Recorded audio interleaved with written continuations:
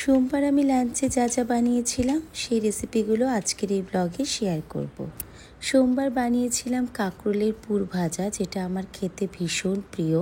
তাই প্রথমে কাঁকরোলগুলোকে ভালো করে কেটে নিয়ে এটাকে বয়েল করতে বসিয়ে দিয়েছিলাম। এবার এদিকে একটা বাটিতে কাজু, পোস্ত, চারমগজ আর কাঁচা লঙ্কা ভিজিয়ে রাখলাম।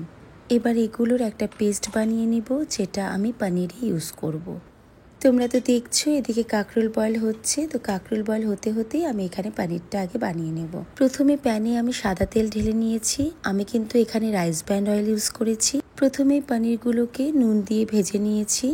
এই রেসিপিটাতে কিন্তু আমি কোনো হলুদ ইউজ করব না। এবার সেম তেলের মধ্যে গোটা গরম মশলা অ্যাড করেছি, দারচিনি, এলাচ আর লং।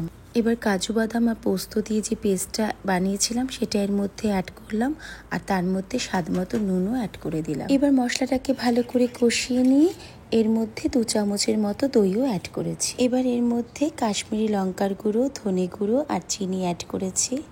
এবার সমস্ত মশলা ভালো মতো কষিয়ে নিয়ে গরম জল অ্যাড করেছি।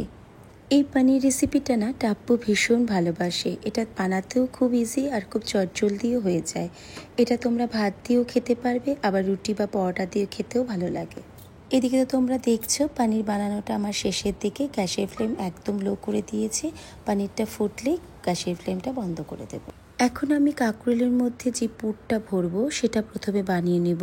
প্রথমে একটা স্পুনের মাধ্যমে কাঁকরোলের ভেতর থেকে সিডসগুলোকে বার করে নিয়েছি, আর এই সিডসগুলোর মধ্যেই কালো সর্ষে, পোস্ত এবং কাঁচা লঙ্কা অ্যাড করেছি। আমার না জানো তো কাঁকরোলের পুরটা নিরামিষই বেশি ভালো লাগে, আর নিরামিষের দিন যদি কাঁকরোলের পুর ভাজা থাকে তাহলে আর কিছুই লাগবে না আমার।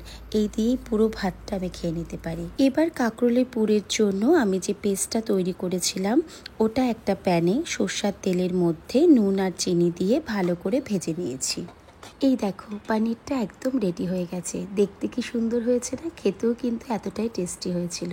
তোমরা একবার ট্রাই করে আমাকে জানাবে যে খেতে তোমাদের কেমন লেগেছে। এই দেখো পুরটাও আমার রেডি হয়ে গেছে। এখন সমস্ত কাঁকরোলের মধ্যে আমি পুরগুলোকে ভরে নিচ্ছি।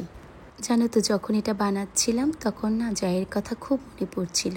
ও আমার হাতের এই কাঁকরোলের পুর ভাজা খুব ভালোবাসে খেতে। সেদিন আমি একটু অড়হর ডালও বানিয়েছিলাম। এর জন্য কড়াইতে প্রথমে সর্ষের তেল দিয়ে তার মধ্যে শুকনো লঙ্কা, জিরা আর হিং দিয়েছি। এবার এর মধ্যে 1 চামচের মতো আদা বাটা ও টমেটো কুচিও অ্যাড করেছি। এবার আগে থেকে সেদ্ধ করে রাখা ডালটাকে এখানে অ্যাড করেছি। যেহেতু সেদ্ধ করার সময় ডালটার মধ্যে নুন দিয়েছিলাম, তাই আর এখানে আর নুন অ্যাড করিনি। ডালটা যখন ফুটতে শুরু করবে ঠিক সেই সময় কাঁচা লঙ্কা কুচি আর নামানোর আগে ঘি আর একটু হিং অ্যাড করে নামাবে। খুব টেস্টি হয় ডালটা খেতে, একবার বানিয়ে নিও। তো চলো আজকের ব্লগটা এখানেই শেষ করছি। ভালো থেকো তোমরা। আর তোমরা কে কোথা থেকে আমার ব্লগগুলো দেখছো প্লিজ কমেন্ট করে জানিও। টাটা।